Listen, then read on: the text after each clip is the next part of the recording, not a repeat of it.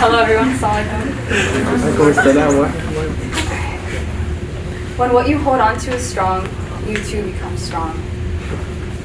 A deeply rooted tree in the ground represents strength.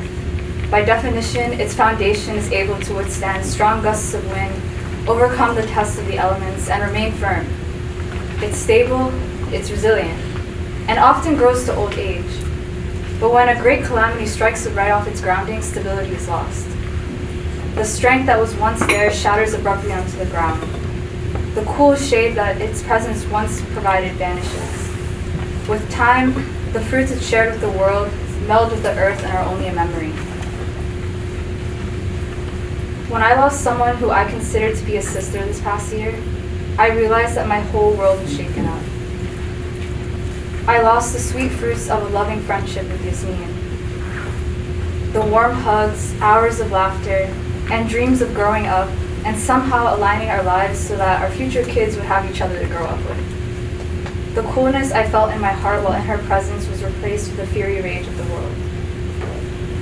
This anger defined my summer. It defined how I approached my faith and how I envisioned my life ahead. When I could once see far beyond my time at Princeton, my vision shrank to simply surviving each day. Every text and phone call that I receive now brings anxiety to my heart, wondering when I will next learn of the death of someone else I love deeply. What I thought was a strong foundation in my faith was uprooted right before my very eyes. I spent the summer attending class after class and found myself not eating, but not fasting. My stomach was full on uncontrollable yet constant worry. My parents saw my health weaken and would often try to cheer me up so that my laugh would again fill our living room with life. My brother would come to me when I was in bed and wipe away my tears months after Yasmin's passing. I thought a lot about love this year. Someone told me recently that longing for someone gone shows how deep your love extends for them. It's painful, but it shows that you're human. Falling in love with this world and the people in it sets you up for nothing but heartbreak in the end. But knowing the tragedy of this quest often makes me think that if this world does nothing but invite you towards emotional self-harm. Sure, not all friendships end with the feeling of pain, but in my experience, most do. Growing apart, boredom, betrayal serve as exclamation points at the end of that person's reign over your heart. Death just happens to be the most bold and jarring of them all. In Islamic self-help books that I may or may not have checked out, human love is portrayed as a mirage. Something will always happen to this image, so it's better to just love Allah, and that's it. But that's where another issue arises. How does one exude love but not get overwhelmed by it? I've seen how often I've had to bandage my heart this year. I've wore it on my sleeve, foolishly letting people in who ultimately hurt my faith and trust.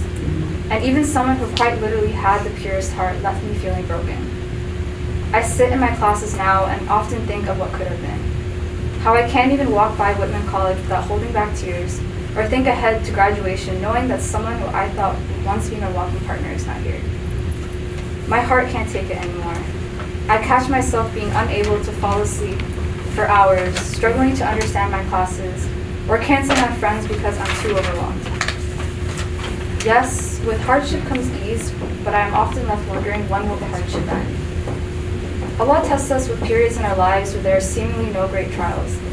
He tests us to see if we will continue to fast when no one is watching, make intention for prayer as often as we can, and remind others to remember in His mercy.